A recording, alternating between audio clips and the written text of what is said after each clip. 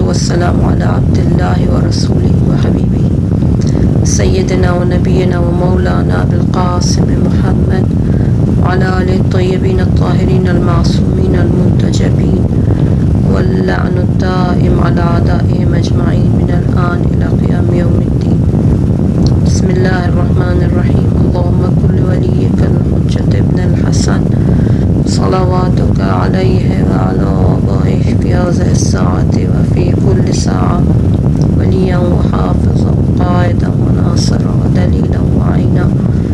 हत्ता तुस्किनहु अर्ज़क़क व तुमत्तिअहु फ़ीहा तवीला। अल्लाहुम्मा इजअलना मिन ख़ैरि अवानिहि व अंसारिहि व शियाअतिहि व मुहिब्बिहि वहशुरना फ़ी ज़ुमरति औलियाइहि वल मुस्तशहिदीन बैन यदैहि। हमने जैसा कि कल अर्ज़ किया था कि जनाब ज़हरा सलामुल्लाह अलैहा को अपना रोल मॉडल बनाने का जो एक तरीक़ा है, जो कि तमाम आलम के लिए नमूना अमल है, उसवा है, एक ये तरीक़ा है कि आपके वजूद की जो है वो मारिफत हासिल की जाए, यानी ऐसी मारिफत जो आरिफ़म बिहक़ हा हो, यानी आपके हक़ की मारिफत हासिल की जाए। जैसे कि ज़ियारत अहले बैत अलैहिमुस्सलाम में ज़ियारत का सवाब हासिल करने की जो एक शर्त बयान की गई है वो यही मारिफत है। जैसे कि जनाब मासूमा सलामुल्लाह अलैहा की ज़ियारत में हम देखते हैं कि एक जुमला है, मन ज़ारहा आरिफ़न बिहक़्क़िहा फलहुल जन्नह, यानी जिसने आपकी मारिफत के साथ, यानी हक़, आपके हक़ की मारिफत के साथ आपकी ज़ियारत की, उसके लिए जन्नत है। और जो शख्स भी आपके हक़ की मारिफत रखता हो वो ही बहिश्त में पहुँच सकता है। और जनाब ज़हरा सलामुल्लाह अलैहा की जो मारिफत है वो ये कि आपकी पैरवी की जाए, और ऐसी पैरवी की जाए कि क़यामत के दिन उनके सामने हम शर्मिंदा ना हों, बल्कि हमें उन लोगों में से करार दिया जाए जो कि आपके साथ हों, और आपकी साथ होने की जो है वो लियाक़त और इस्तेदाद हम में होनी चाहिए। और आपकी शनाख्त की, आपकी मारिफत हासिल करने की जो एक तरीक़ा है, या जो एक रास्ता है, वो आपकी दुआएं हैं। तो सबसे पहले हम दुआ की फ़जीलत के बारे में ज़िक्र करते चलें कि ख़ुद दुआ क्या है। जैसे कि कुरान की आयत और मासूमीन अलैहिस्सलाम की रिवायात में भी दुआ से मुतालिक बहुत सी चीज़ें आई हैं, और सूरह फ़ुरक़ान की आयत नंबर 77 में आया है कि क़ुल मा यअबू बिकुम लौला दुआएकुम, अगर तुम्हारी दुआएं ना होती तो परवरदिगार आलम तुम्हारी तरफ तवज्जो ना करता। फ़क़द कज़्ज़बतुम फ़सौफ़ यकूनु लिज़ामा, यानी परवरदिगार आलम यहाँ पर लोगों को सरज़निश कर रहा है, उनको तंबीह कर रहा है कि जो दुआ नहीं करते और उनकी तवज्जो नहीं है इस तरफ। और इससे ये चीज़ पता चलती है कि दुआ का मकाम क्या है और दुआ की अहमियत क्या है। और इसी तरह रिवायात में आया है कि दुआ जो है वो इंसान की आरज़ुओं तक उसके पहुँचने का जो है वो वसीला है। जैसे कि परवरदिगार आलम इरशाद फरमाता है, व इज़ा सअलक इबादी अन्नी फ़इन्नी क़रीब उजीबु दाअवतद दाई इज़ा दआन फ़लयस्तजीबू ली वलियुमिनू बी लअल्लहुम यरशुदून, यानी जिस वक्त परवरदिगार आलम के राब्ते के बारे में खुदा से सवाल किया जाता है लोगों के, तो परवरदिगार आलम ने अपने पैगम्बर से फरमाया कि उनसे कहो कि मैं उनके करीब हूँ। तो उनको चाहिए कि इजाबत करें, मुझे जवाब दें, जो मैं उनको पुकार रहा हूँ उसको इजाबत करें, उसका जवाब दें और ईमान लाएं, ताकि सलाह और खैर के राह में जो है वो करार पा सकें। और इन आयात में हम ये देखते हैं कि अगर कोई शख्स दुआ करने को तर्क कर देता है तो उसको जो है वो ज़लीलाना तौर पे जो है वो ज़िल्लत के साथ जो है वो जहन्नुम में जो है वो जगह दी जाएगी। इन्नल लज़ीना यस्तकबिरूना अन इबादती सयदखुलूना जहन्नम दाखिरीन, यानी जो तकब्बुर करते हैं परवरदिगार आलम की इबादत से जो लोग, और उस इबादत से मुराद यहाँ दुआ है, यानी जो लोग दुआ नहीं करते और मुतकब्बिर होते हैं उनकी जगह जो है वो जहन्नुम है। دعا کے آثار کیا ہیں؟ جب ہم دعا کرتے ہیں تو کیا آثار رونما ہوتے ہیں ہماری زندگی پہ؟ دعا کو جو ہے وہ انسان کی روح کا جو ہے ایک مستقل، جسے کہتے ہیں نا غذا، وہ کہا گیا ہے. جیسا کہ انسان کے جسم کو غذا کی ضرورت ہے، اسی طرح ہماری روح کو بھی غذا کی ضرورت ہے، اور درست غذا کی ضرورت ہے. اور ہمارے روح کی جو صحیح جو غذا ہے دعا ہے. جیسا کہ امیر المومنین علیہ السلام فرماتے ہیں ما لی اری الناس اذا قرب الیہم الطعام لیلا تکلف ونارت المصابیح لیبصروا ما يدخلون بطونهم ولا يهتمون بغذاء النفس بأن ينيروا مصابيح بابهم بالعلم. یعنی لوگوں کے سامنے جب غذا لائی جاتی ہے اور کھانا پینے کی چیزیں لائی جاتی ہیں تو ان کی آنکھیں چمکنے لگتی ہیں ایک طرح سے، کیونکہ وہ یہ دیکھنا چاہتے ہیں کہ اپنے معدے میں کون سی چیزیں ڈالنا چاہتے ہیں. وہ یعنی دیکھتے ہیں کہ کون سی کیا چیز لائی گئی ہے، کیا کھانا لایا گیا ہے. لیکن جو چیز وہ اپنے فکر اور خیال میں اور اپنے ذہن میں ڈالنا چاہ رہے ہیں، یعنی مغز میں جو غذا دینا چاہ رہے ہیں، جو ذہن کی غذا ہے، اس کی طرف ان کی کوئی توجہ نہیں ہے. اور جیسا کہ ہم دیکھتے ہیں کہ اس زمانے میں لوگ جو ہے وہ سوشل میڈیا کے ذریعے سے اپنے روح کو جو ہے وہ کس قسم کی غذا دے رہے ہیں، اور ایسی چیزوں سے اپنی زندگی کو جو ہے وہ پر کر رہے ہیں جو کہ نامطلوب چیزیں، یعنی خدا کے نزدیک ان کی کوئی جگہ نہیں ہے. اور خدا کی معرفت اور عشق کے بجائے اور دعا کے بجائے جو ہے وہ اس طرح کی چیزوں کو اپنے ذہنوں میں ڈال رہے ہیں جو کہ ان کی گمراہی کا باعث بن رہی ہیں. جیسے کہ علماء بھی کہتے ہیں کہ جب تک آپ کے وجود کا ظرف خالی نہ ہو، یعنی برائیوں سے خالی نہ ہو، برے اعمال سے خالی نہ ہو، اس وقت تک آپ پروردگار عالم کی معرفت اور عشق اس ظرف میں نہیں ڈال سکتے. یعنی روح کا جو برتن ہے اس کو خالی ہونا چاہیے برائیوں سے اور بری چیزوں سے. سب سے پہلے جو ہے وہ تخلیہ ہو، یعنی یہ چیزیں جو ہے وہ برائیاں جو ہے وہ دور ہوں. اس کے بعد جو ہے وہ ہم اپنی روح کی تزئین اور آرائش کی طرف جو ہے وہ توجہ دیں، اس کے نورانی ہونے کی طرف توجہ دیں. وہ کس طرح سے ہوگا؟ جیسے کہ روایت میں آیا ہے کہ پروردگار عالم کے نزدیک جو سب سے بہترین اعمال ہیں وہ دعا ہے. اور بعض روایت میں کہا جاتا ہے کہ دعا ہمیں جو ہے وہ دشمنوں کی گزن سے اور ان کی طرف سے جو ہمیں نقصان پہنچتا ہے اس سے جو ہے وہ ہمیں محفوظ رکھتی ہے اور رزق اور روزی کے دروازے کھولتی ہے. اس کے علاوہ دین کا ستون ہے، آسمانوں کا نور، آسمانوں اور زمین کا نور ہے دعا. اور امام کاظم علیہ السلام فرماتے ہیں کہ دعا جو ہے ہمارے مقدر میں جو چیزیں لکھ دی جاتی ہیں اور جو ابھی نہیں لکھی جاتی ہیں ان سے دوری ان کو روکتی ہے. یعنی کوئی ایسی چیز ہمارے مقدر میں لکھی جانے والی ہوتی ہے جو ہمارے لیے باعث خیر نہیں ہوتی.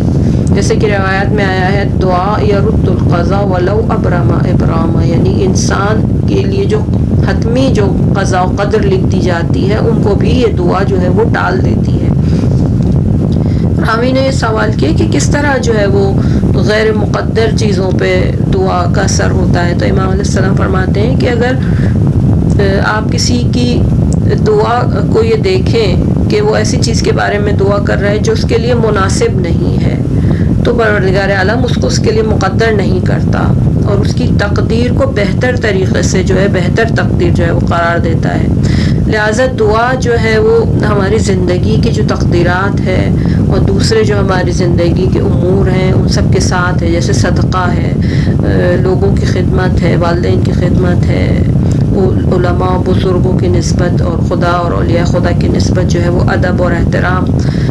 کے ساتھ ان تمام امور کے ساتھ ساتھ ہی دعا بھی ہے. اور جیسا کہ دعا میں جو ہے وہ سفارش کی گئی ہے اور کہا گیا ہے، جیسے کہ دعا استخارہ ہے صحیفہ سجادیہ کی امام سجاد علیہ السلام نے جو ہمیں تعلیم دی ہے کہ اس دعا میں ہم طلب خیر کریں پروردگار عالم سے. استخیر بک، یعنی پروردگار میں تجھ سے خیر چاہتا ہوں اور تجھ سے ہی چاہتا ہوں کہ شر کو مجھ سے دور کر دے. اسی طرح صحیفہ سجادیہ کی دعا نمبر 33 یعنی 33 میں جو ہے وہ جو ایک مختصر دعا ہے جس کے بارے میں یہ کہا گیا ہے کہ روزانہ اس دعا کی تلاوت کی جائے. جو کہ ہر بیماری کو دور کرنے کی دعا ہے سوائے موت کے، اور روایت میں آیا ہے. اور دعا جو ہے وہ عملی طور پہ تجسم ہے توحید اور خدا پرستی کا. ایک طرح سے جتنا ہم خدا کے نزدیک ہوں گے، خدا کی قرب میں ہوں گے، اتنا ہی زیادہ جو ہے وہ ہمارا یہ جو دعا کرنے کا سلسلہ ہے یہ زیادہ ہوگا. اور جب ہم دعا کرتے ہیں تو یہ خدا سے ہی کہتے ہیں کہ ہماری زندگی میں جو سب سے اہم کردار ہے وہ تیرا ہے، اور میں یہ چاہتا ہوں کہ تو میری زندگی کا جو ہے وہ مالک ہو، یعنی وکیل ہو ایک طرح سے. وہ فوض امری اللہ، میں اپنی زندگی کے تمام امور کو پروردگار عالم کو سونپتا ہوں، کیونکہ خدا جو ہے وہ اپنے بندوں پہ بصیر ہے، نگاہ رکھتا ہے.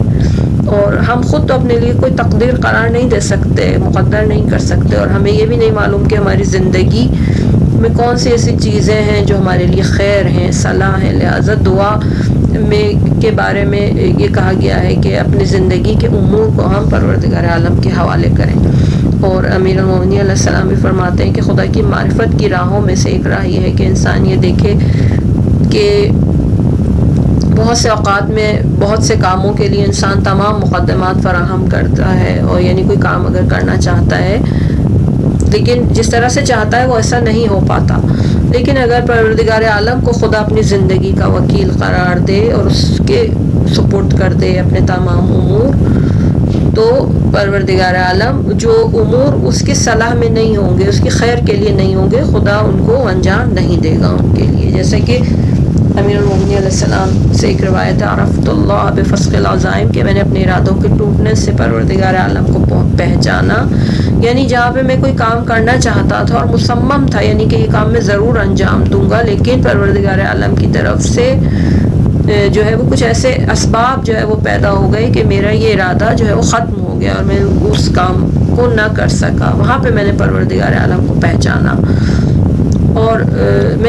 مجھے وہاں پہ یہ سمجھ آئی کہ پروردگار عالم کی قدرت کتنی زیادہ بلند ہے. ید اللہ فوق ایدیہم، اور پروردگار عالم کی قدرت برترین قدرت ہے، اور کہ وہ خدا جو ہے وہ انسان کے لیے فیصلہ کرے. اور خود انسان اگر اپنے وجود کو اس کے حوالے کر دے تو پروردگار عالم اس کے لیے بہترین فیصلہ جو ہے وہ انجام دے گا. جیسا کہ ہم دیکھتے ہیں کہ کچھ عرصے کے بعد ہم جو دعا ہم نے مانگی ہوتی ہے اگر وہ ہمارے حق میں قبول نہیں ہوتی تو ہم واقعا خدا کا شکر کرتے ہیں اور یہ کہتے ہیں کہ کتنا اچھا ہوا کہ یہ جو چیز میں نے مانگی تھی خدا سے اس نے مجھے نہیں دی، کیونکہ وہ چیز اصل میں میرے لیے خیر نہیں تھی، میری صلاح میں نہیں تھی. اسی طرح دعا کے بارے میں اور بھی بہت سی روایات میں آیا ہے کہ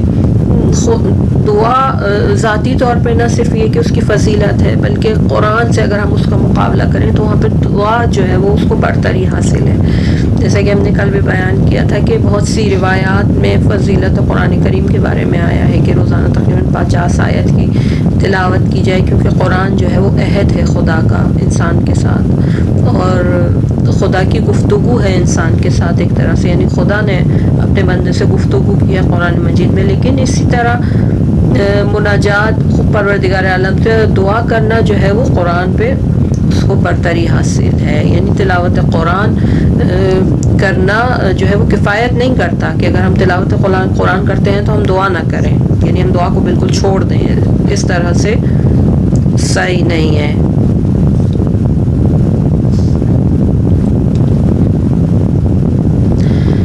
اسی لیے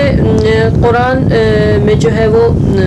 قرآن کیونکہ خدا کی گفتگو ہے ہمارے ساتھ، اور دعا جو ہے وہ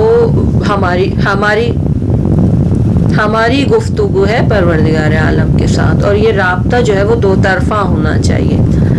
پروردگار عالم کا جیسے کہ ارشاد ہے انا جلیس من ذکرنی، کہ میں اس کا ہم نشین ہوں جو مجھے یاد کرتا ہے اور جس کی توجہ میری طرف ہے.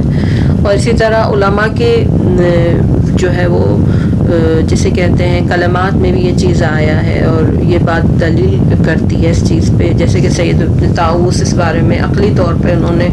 اس چیز کو ثابت کیا ہے اور بیان کیا ہے کہ دعا کرنا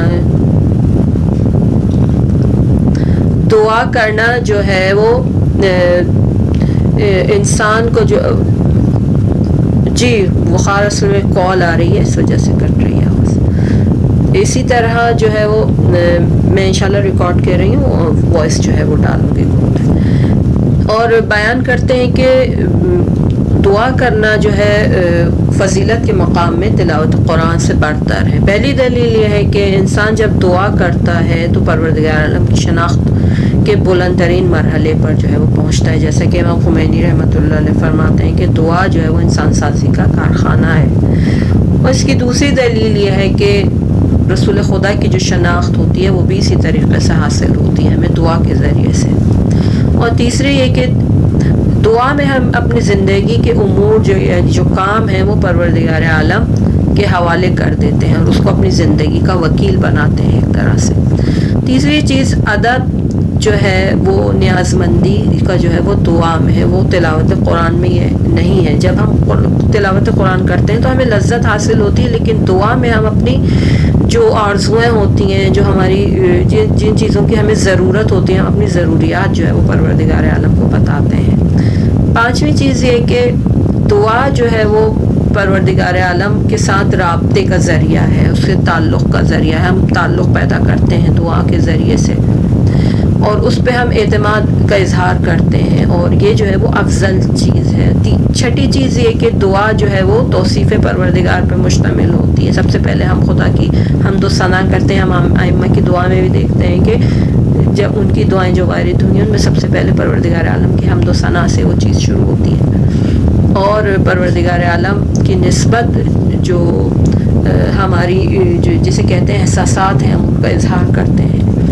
اور ساتویں چیز یہ کہ دعا جو ہے وہ تسبیح پر مشتمل ہوتی ہے، اور تسبیح جو ہے وہ انسانوں کے لیے اس کے کمال کا ایک ذریعہ ہے۔ جب پروردگار عالم کی تسبیح کرتے ہیں اور اسے یہ کہتے ہیں کہ خدایا تو پاک، تیری ذات پاک ہے کہ اور بلند ہے، یعنی میری زندگی میں جو مشکلات ہیں تو ان سے پاک و منزہ ہے، تجھے ضرورت ہی نہیں ہے ان کی، اگر میری زندگی میں مشکلات آ جائیں تو وہ تو انہیں دور نہ کر سکے۔ اور اکثر یہ مشکلات کیا ہوتا ہے، خود ساختہ ہوتی ہیں، اور ہم خدا سے کہتے ہیں کہ میں نے خود اپنے اوپر ظلم کیا اور میں نے خود اپنے ہاتھ سے یہ جو ہے مشکلات جو ہیں وہ پیدا کی ہیں اپنے لیے، جیسے کہ ارشاد وما من اصابک من مصیبت فمن نفسک، یعنی جو بھی تمہارے اوپر مصیبتیں آتی ہیں، جو پریشانیاں آتی ہیں، وہ تمہارے اپنی اعمال کی وجہ سے ہیں۔ اور ہم پروردگار عالم کی تسبیح کرتے ہیں کہ تو اس سے بلندتر ہے کہ جو ہے وہ میرے لیے کوئی جو ہے وہ مجھے بدی پہنچائے، میرے لیے کوئی برائی سوچے۔ اور اسی لیے ذکر یونسیہ کی جو ہے وہ علماء کی طرف سے سفارش کی گئی ہے، جیسے آیت اللہ مصباح فرماتے ہیں کہ انبیاء الہی جو ہیں ان کی بہت ساری دعائیں اور اذکار جو ہے ہمیں ملتے ہیں جو کہ پروردگار عالم سے ان کا رابطہ ہے، اور وہ دعا کرتے تھے۔ قرآن مجید میں بھی انبیاء کی دعائیں موجود ہیں، لیکن کیوں سفارش کی گئی ہے، ہمیں کیوں کہا گیا ہے کہ نماز مغرب اور عشاء کے درمیان نماز غفیلہ پڑھیں اور اس میں ہم ذکر یونسیہ پڑھتے ہیں، لا الہ الا انت سبحانک انی کنت من الظالمین۔ اور جب ہم علماء کے پاس جاتے ہیں تو ان کی سب سے پہلی ہمیں جو سفارش ہوتی ہے یا جو نصیحت ہوتی ہے وہ یہ ہوتی ہے کہ آپ ذکر یونسیہ کو زیادہ سے زیادہ پڑھیں، جس میں ہم یہ کہتے ہیں کہ پروردگار عالم تیرے علاوہ کوئی معبود نہیں ہے، تو پاک اور منزہ ہے، اور میں ہوں جس نے اپنے ساتھ جو ہے وہ ظلم کیا۔ یہاں پہ جو ہے وہ دو نقطے جو ہیں وہ اس ذکر میں آتے ہیں۔ سب سے پہلے جو چیز ہم پروردگار عالم سے کہتے ہیں وہ یہ ہے کہ ہر چیز جو ہے وہ تیرے قبضہ قدرت میں ہے اور میں تیرے سامنے ہیچ ہوں، یعنی میری کوئی حیثیت ہی نہیں ہے۔ دوسری چیز یہ کہ انسان جو ہے اس کو لوگوں سے بہت جلد نا امید نہیں ہونا چاہیے،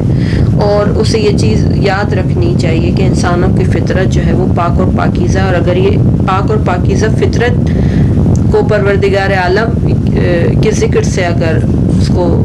اور مزید پاک کریں تو وہ خدا کی طرف پلٹ سکتے ہیں۔ لہٰذا پروردگار عالم جو ہے وہ اپنے پیغمبروں پہ بھی سختی کرتا تھا ایک طرح سے، اور ان سے یہ کہتا تھا کہ اپنی ان کو جو کام جو سپورٹ کیے گئے ہیں ان کو وہ مکمل طور پہ انجام دیں۔ لہٰذا ایک جو قیمتی جو ذکر ہے ہمارے پاس وہ یہی ذکر یونسیہ ہے۔ اور آٹھویں دلیل یہ ہے برتری کی دعا کی قرآن پہ کہ جو حالت دعا میں تضرع کی، خضوع کی اور ناچاری کی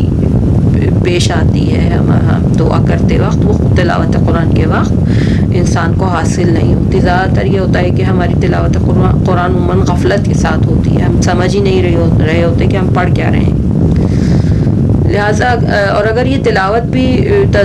توجہ کے ساتھ ہو اور تضرع کے ساتھ ہو تو یہ بھی خدا کے قرب کا ایک رستہ ہے، اور پروردگار عالم کی طرف جو ہے وہ توجہ جو اگر اس کا اہتمام کیا جائے خاص طور پہ دعا میں، جیسے کہ اس نے خود نے ارشاد فرمایا انی جلیس من ذکرنی، کہ میں ہم نشین ہوں اس کا جو میرا ذکر کرتا ہے، جو مجھے یاد کرتا ہے، میں اس کے ساتھ ہی ہوں۔ اور علماء نے بھی یہی سفارش کی ہے، یہی نصیحت کی ہے دعا کرنے کے لیے، اور کہا ہے کہ پروردگار عالم ایک لمحے کے لیے بھی اپنے گھر کا دروازہ اپنے بندوں پہ بند نہیں کرتا، جیسا کہ راتوں کو تمام لوگوں کے دروازے بند ہو جاتے ہیں سوائے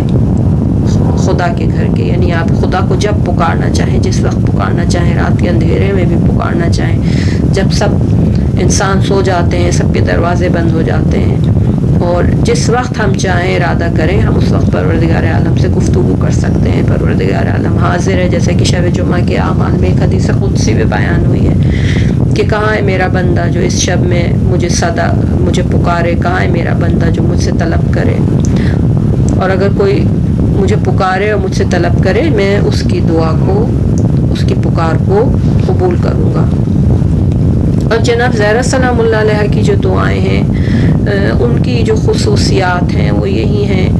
کہ آپ جو ہیں وہ بہت زیادہ اہل ذکر، دعا اور عبادت تھیں، یعنی بہت زیادہ ذکر کرتی تھیں، ذکر خدا کرتی تھیں، دعا بہت زیادہ کرتی تھیں اور عبادت کرتی تھیں، جیسے کہ ہم نے اس سے پہلے والے سیشن میں بھی بتایا آپ کو کہ آپ کی دعائیں زیادہ تر دوسرے افراد کے بارے میں ہوتی تھیں، اپنے لیے بہت کم دعا فرماتی تھیں، اور کبھی بھی نماز اور عبادت اور دعا سے آپ تھکتی نہیں تھیں، اور اس طرح کے ملائک جو ہے وہ تعجب کرتے تھے، کیونکہ محراب میں آپ آسمان والوں کے لیے آپ کی جو محراب عبادت ہے نور اس کا ایسے چمکتا تھا جیسے زمین والوں کے لیے ستارے چمکتے ہیں۔ اور ایک وجہ یہ کہ جس کی وجہ سے آپ کو زہرا آپ کا نام ہے وہ اسی وجہ سے ہے کہ اہل آسمان کے لیے جو نور آپ کی محراب سے جو ساطع ہوتا تھا اور ظاہر ہوتا تھا، روایات میں آیا ہے کہ یہ نور جو ہے وہ امیر المومنین علیہ السلام کے لیے بھی اسی طرح تھا، جو جیسے کہ روایت میں ہے کہ وَتَقَامَتْ فِي مِحْرَابِهَا بَيْنَ يَدَيْ رَبِّهَا جَلَّ جَلَالُهُ ظَهَرَ نُورُهُ لِلْمَلَائِكَةِ السَّمَاءِ كَمَا يَظْهَرُ نُورُ الْكَوَاكِبِ لِأَهْلِ الْأَرْضِ وَيَقُولُ اللَّهُ عَزَّ وَجَلَّ لِمَلَائِكَتِهِ يَا مَلَائِكَةِ انظُرُوا إِلَىٰ أَمَتِي فَاطِمَةَ سَيِّدَةِ إِمَائِي قَائِمَةً بَيْنَ يَدَيَّ تَرْتَعِدُ فَرَائِصُهَا مِنْ خِيفَتِي وَقَدْ أَقْبَلَتْ بِقَلْبِهَا عَلَىٰ عِبَادَتِي، یعنی جس وقت بھی جناب زہرا سلام اللہ علیہ محراب عبادت میں کھڑی ہوتی تھیں،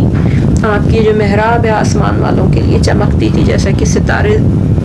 آسمان کے ستارے ہمارے لیے چمکتے ہیں، اور پروردگار عالم اپنے ملائکہ سے مخاطب ہوتا تھا کہ دیکھو میری کنیز کی طرف،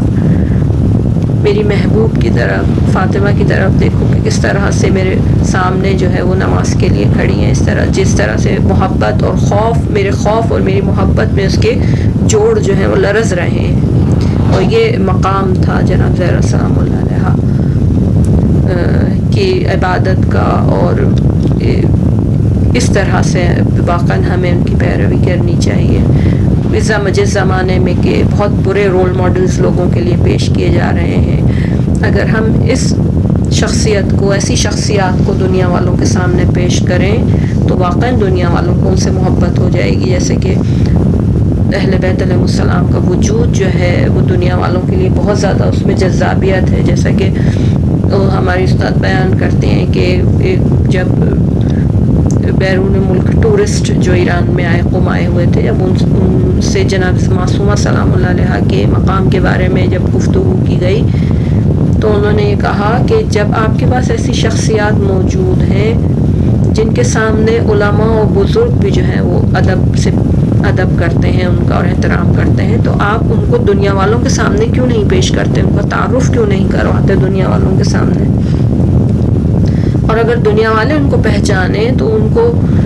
یہ چیز معلوم ہو، ان کو وہ متوجہ ہوں گے اس طرف، وہ واقعاً ان کے مرید ہو جائیں گے۔ اور جیسا کہ ہم دیکھتے ہیں کہ جو تبلیغات کی جاتی ہیں، جو پروپیگنڈے کی جاتے ہیں مسلمانوں کے لیے اور خواتین، خاص طور پہ مسلمان خواتین کے لیے جو دنیا میں پروپیگنڈے ہو رہے ہیں، خاص طور پہ جب ہم اہل بیت علیہ السلام کا تعارف اور حضرت معصومہ سلام اللہ علیہا اور ایسی شخصیات کا تعارف ان کے لیے جب ہم پیش کریں گے تو دشمنوں کی تبلیغات کا مقابلہ ہے ایک طرح سے یہ. اور جیسے کہ خود اہل بیت علیہ السلام نے فرمایا اللہ علم محاسن کلامنا لاتبعونا، اگر لوگوں کو ہمارے وجود کی خوبصورتی اور ہمارے کلام کی خوبصورتی کے بارے میں علم ہو جائے تو وہ ہم سے ہماری پیروی کریں گے، کیونکہ ان کا وجود جو ہے وہ ایک خوبصورت اور ایک ایسا وجود ہے جس میں تمام اچھائیاں دنیا کی موجود ہیں. اور جب ان حضرات کے بارے میں ہم غیر مسلمان افراد سے جو ہے وہ بات چیت کرتے ہیں تو ان کو تعجب ہوتا ہے، خاص طور پہ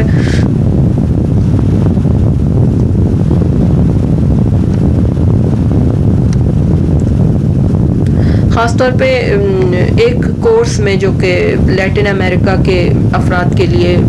کروایا گیا تھا، رسالہ حقوق امام سجاد علیہ السلام سے متعلق، ان کے لیے بہت واقعی بات جو تھی وہ تعجب کا باعث تھی کہ کس طرح سے کسی نے 1400 سال پہلے اتنے گہرائی سے اتنے خوبصورت طریقے سے لوگوں کے حقوق کو جو ہے وہ بیان کیا ہے. واقعاً ہمارے اہل بیت جو ہیں وہ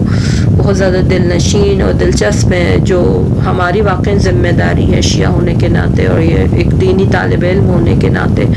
کہ ان معارف کو ہم مختلف زبانوں میں لوگوں تک پہنچائیں. اور اس روایت کا ہمیں مصداق ہونا چاہیے کہ ینتشر العلم منہ الی سائر البلاد، یعنی جو طالب علم ہیں دین کے، یہ دین جو ہے وہ تمام دنیا میں ان کے ذریعے سے پھیلے گا، اور کوئی گھر ایسا نہیں ہوگا مٹی کا بنا ہوا اور پتھر کا بنا ہوا اس زمین میں مگر وہاں پہ اسلام کا نور جو ہے وہ داخل ہو جائے گا. یہاں تک کہ گھروں میں بیٹھی ہوئی جو خواتین ہیں وہ بھی اسلام کے بارے میں اسلام کی پہچان جو ہے وہ پیدا کریں گی اور اسلام کی پہچان ہوگی. جیسا کہ ہم اس زمانے میں دیکھ رہے ہیں، خاص طور پر پینڈیمک کے دور میں زیادہ تر سب چیزیں جو ہیں وہ آن لائن منتقل ہو گئی ہیں. اب جو گھر میں بیٹھے ہوئے لوگ بھی جو ہیں وہ فائدہ اٹھا رہے ہیں ان علوم سے. پروردگار عالم سے دعا ہے کہ ہمیں علوم محمد و آل محمد پہ عمل کرنے کی اور ان کو مزید اس دنیا میں پھیلانے کی توفیق عطا فرمائے. صلی اللہ علیہ سیدنا محمد و آلہ طاہرین.